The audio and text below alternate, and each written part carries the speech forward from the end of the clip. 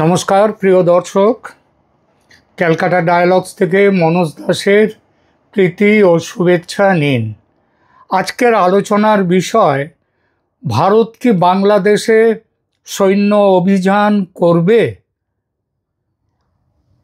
কয়েকটি অতি সাম্প্রতিক ঘটনার পরিপ্রেক্ষিতে এই প্রশ্নটি উঠে এসেছে ভারত বাংলাদেশ দুদেশের মানুষের মনে, বিশেষ করে বাংলাদেশিদের মনে বেশি করে।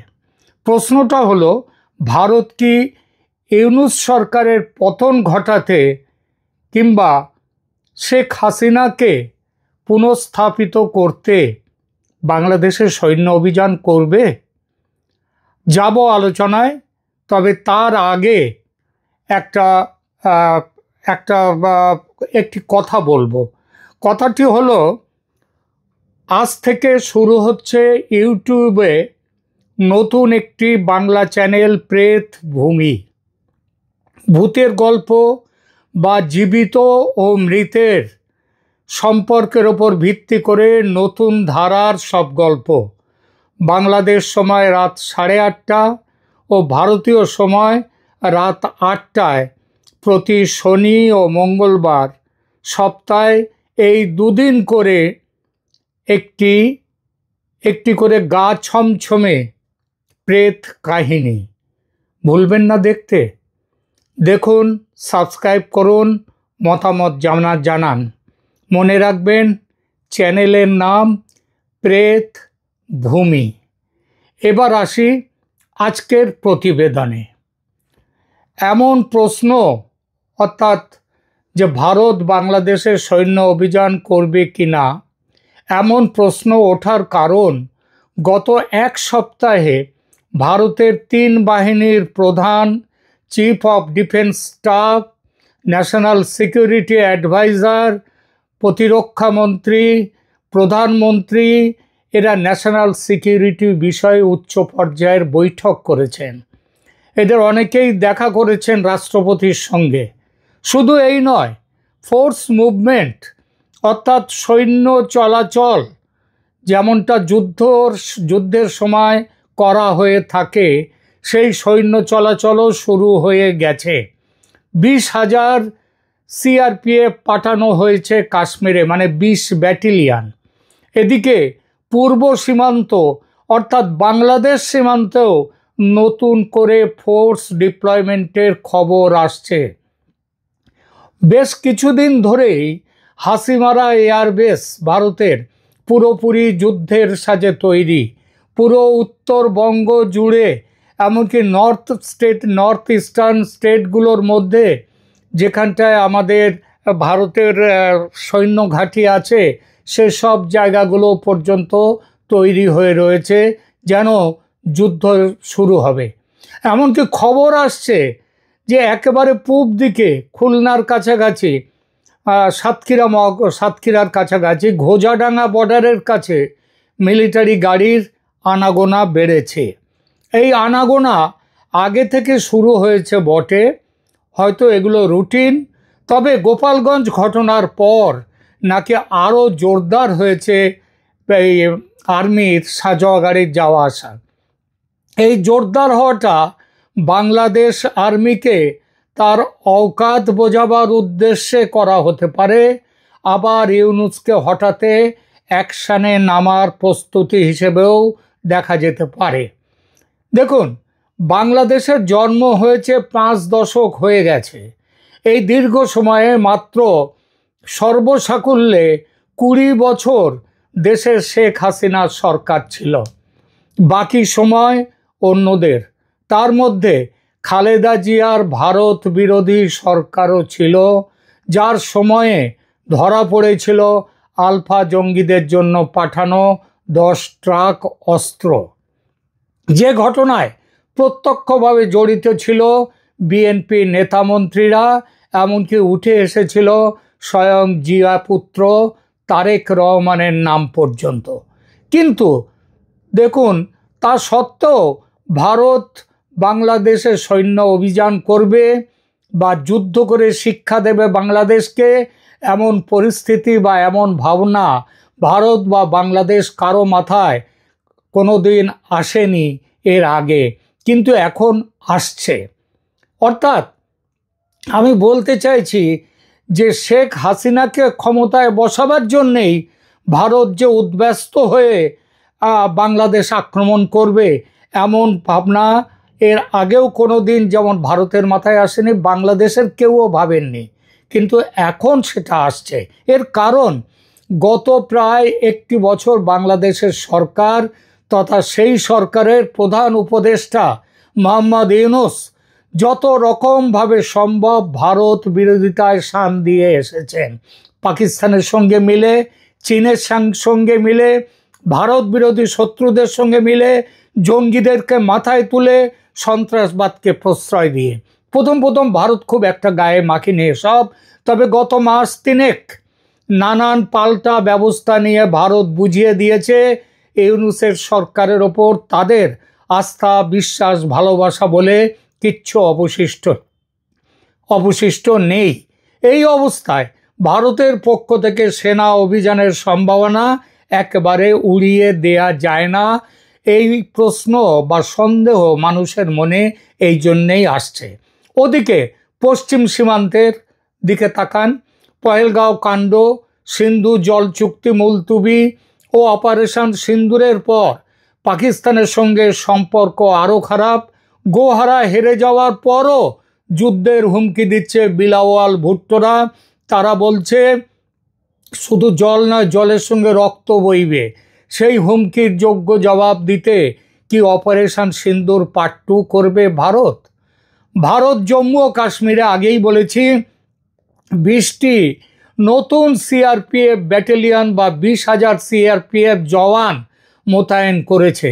নিরাপত্তা বাহিনীর এই উল্লেখযোগ্য বৃদ্ধি বর্ধিত হুমকির প্রতিক্রিয়া প্রতিফলিত করে এবং এই অঞ্চলে একটি বৃহত্তর কৌশলগত পুনর্বিন্যাসের ইঙ্গিত দেয়। এই পরিপ্রেক্ষিতে প্রশ্ন ওঠে, ভারত কোথায় ঝাঁপাবে? পশ্চিম সীমান্তে নাকি পূর্ব সীমান্তে? দুদিকেই কিন্তু সৈন্য অভিযান এবং সৈন্যদের প্রস্তুত রাখার কাজ একইভাবে চলেছে। প্রথমে পশ্চিম সীমান্তে নিয়ে আলোচনা করা যাক, যে দেখা যাক সেখানে সম্ভাবনা কতটা, তারপর আসবো পূর্ব সীমান্তে বাংলাদেশে।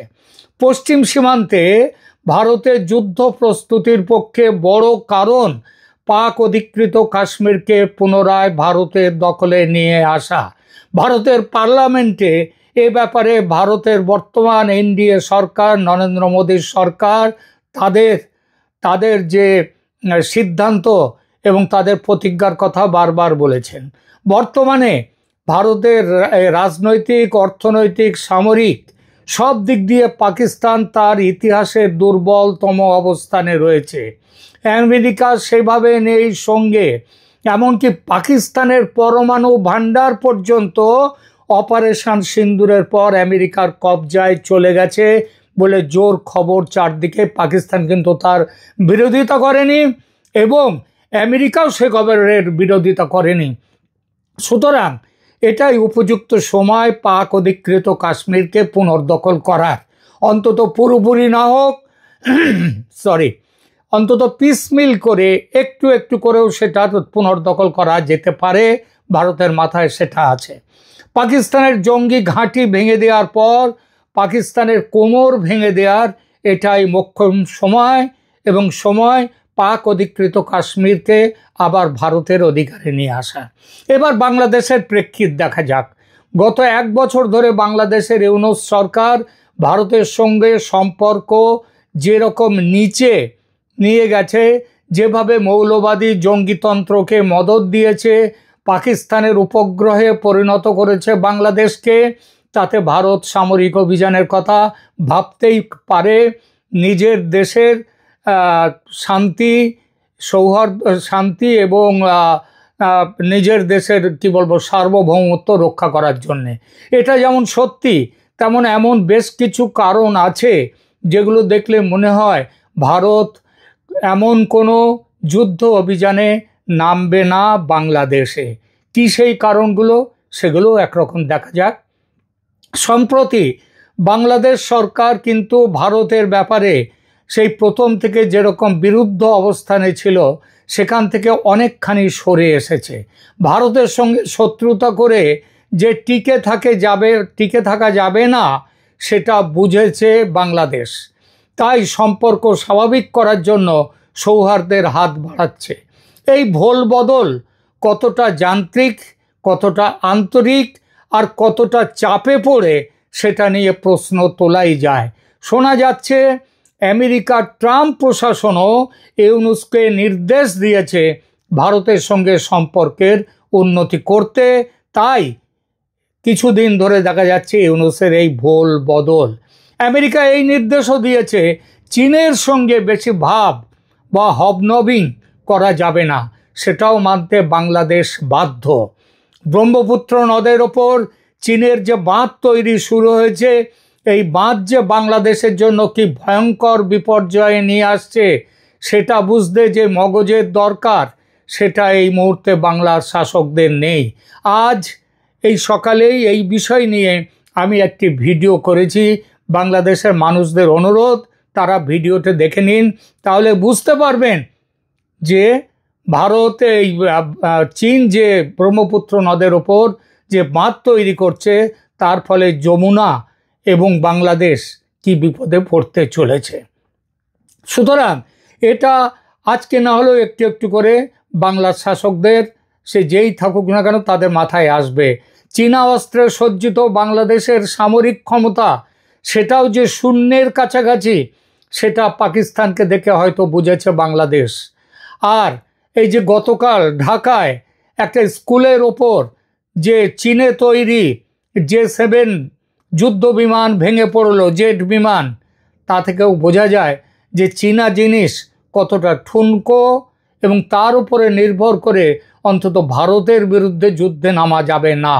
তাই পায়ে পা বাঁধিয়ে ঝগড়ার রাস্তা থেকে সরে আসছে ইউনূস প্রশাসন।